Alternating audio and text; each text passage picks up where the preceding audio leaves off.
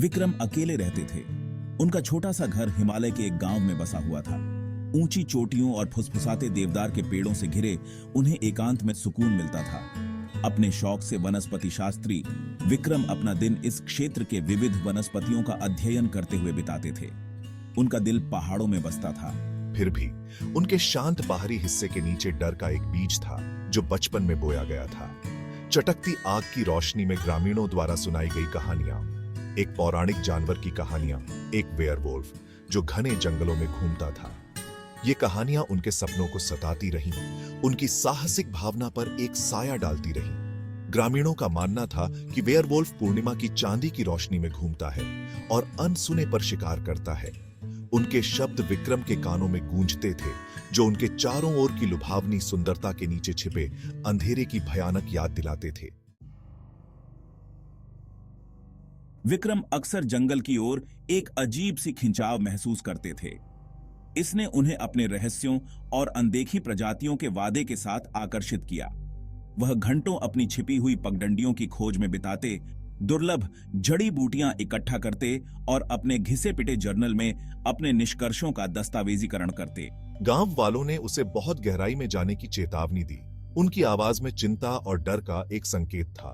उन्होंने प्राचीन कहानियों की बात की, एक ऐसे प्राणी की जो मनुष्य और जानवर दोनों था, एक ऐसा प्राणी जो सबसे बहादुर शिकारियों के दिलों में भी खौफ पैदा कर देता है।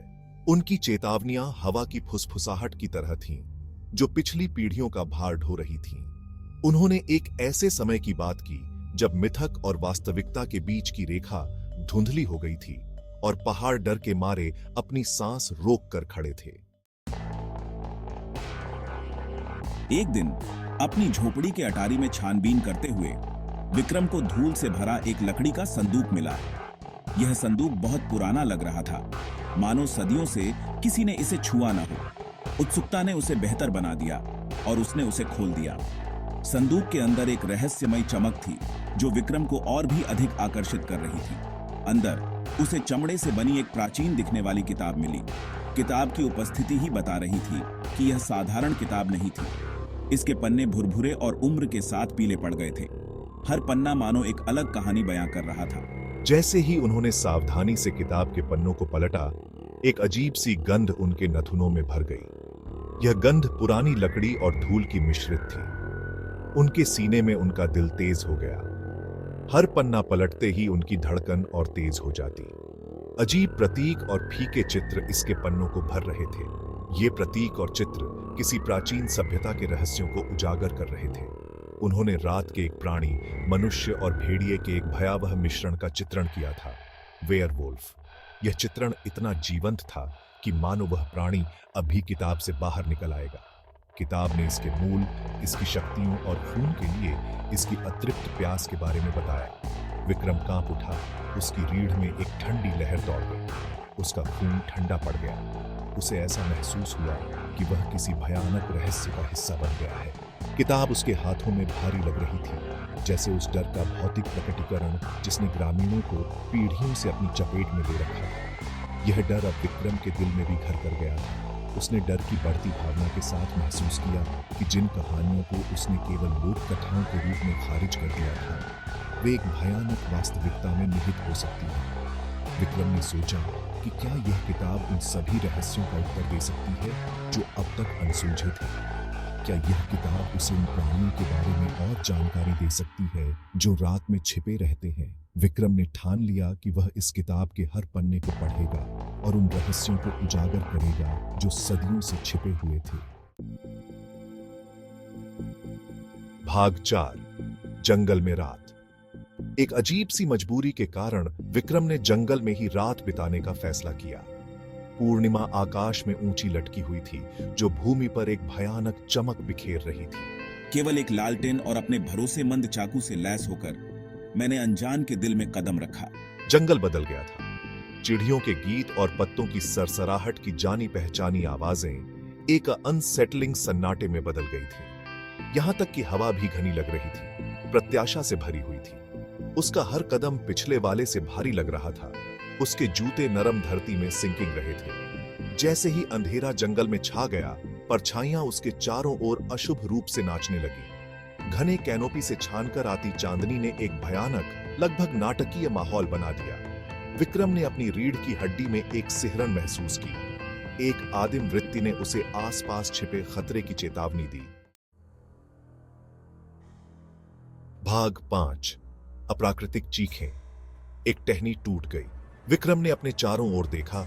उसकी आंखें अंधेरे में कुछ भी पहचानने की कोशिश कर रही थीं। विक्रम जम गया। उसकी इंद्रियां हाई अलर्ट पर थीं।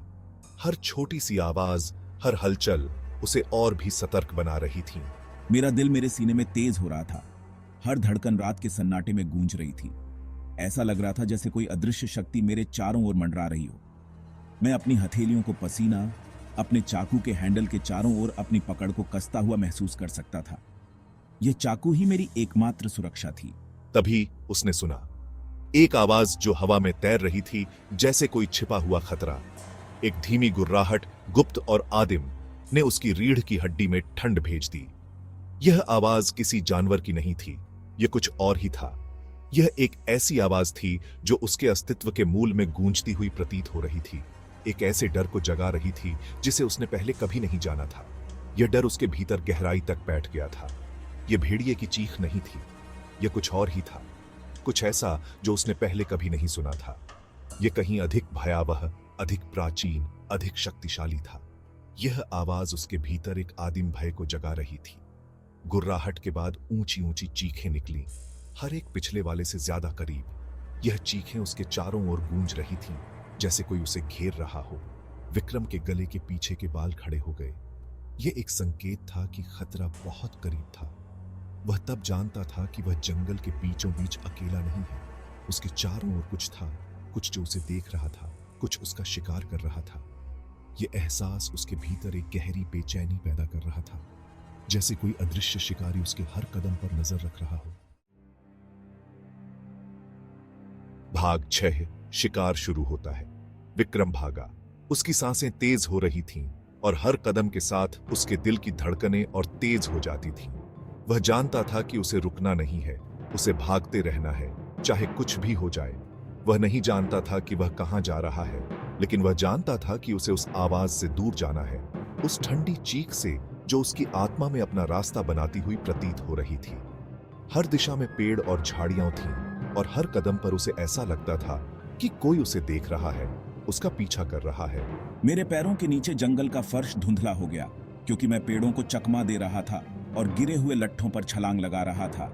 हर कदम पर मुझे ऐसा लगता था कि मैं गिर जाऊंगा, लेकिन मैं रुक नहीं सकता था। मुझे भागते रहना था, चाहे कुछ भी हो जाए। उसके पीछे चीखें जारी रहीं, हर गुजरते पल के साथ करीब आती रहीं, जैसे वे उसे पकड़ने के लिए बेताब थीं। चांदनी में उसका चेहरा चमक रहा था और उसकी आंखों में डर साफ दिखाई दे रहा था। वे उसके हर कदम का मजाक उड़ाते हुए प्रतीत हो रहे थे, उससे तेज दौड़ने, खुद को अपनी सीमाओं से परे धकेलने का आग्रह कर रहे थे, जैसे वे उसे चुनौती दे रहे हों। विक्रम ने अपनी सारी ताकत जुटाई और तेज दौड़ने लगा। उसकी सांसें और तेज हो गईं। जंगल ही उसके खिलाफ साजिश कर रहा था। शाखाएं पंजे की तरह पहुंच रही थीं, उसे अपने घातक आलिंगन में फंसाने के लिए उत्सुक थीं, जैसे वे उसे रोकने के लिए बेताब हों। हर कदम पर उसे ऐसा लगता था कि कोई उसे पकड़ने वाला है। भय ने उसके कदमों को गति प्रदान की, लेकिन इसने उसके निर्णय को भी धुंधला कर दिया। उसे यह समझ नहीं आ रहा था कि वह किस दिशा में जा रहा है। उसका दिमाग खाली हो गया था और वह केवल भागने पर ध्यान केंद्रित कर रहा था। वह ठोकर मारकर गिर पड़ा। उसका लालटेन अंधेरे में लुढ़क गया, उसे लगभग पूर्ण अंधकार में डाल दिया और वह कुछ भी नहीं देख पा रहा था। उसकी आंखें अंधेरे में कुछ भी देखने की कोशिश कर रही थीं, लेकिन सब कुछ धुंधला था। वह अपने पैरों पर चढ़ गया। उसका दिल एक ड्रम की तरह उसकी पसलियों के खिलाफ धड़क रहा था, जैसे वह उसके सीने से बाहर निकलने की कोशिश कर रहा हो। उसकी सांसें तेज हो रही थीं और उसे समझ नहीं आ रहा था कि वह क्या करे। वह अब शिकार था, परछाइयों की दुनिया में अंधाधुंध दौड़ रहा था। उसे यह समझ नहीं आ रहा था कि वह किस दिशा में जा रहा है। हर दिशा में उसे केवल अंधेरा और परछाइयां दिखाई दे रही थी और वह केवल भागने पर ध्यान केंद्रित कर रहा था। उसकी आंखों में डर और बेचैनी साफ दिखाई दे रही थी और वह केवल एक ही चीज सोच रहा था, उसे बचना है, उसे भागना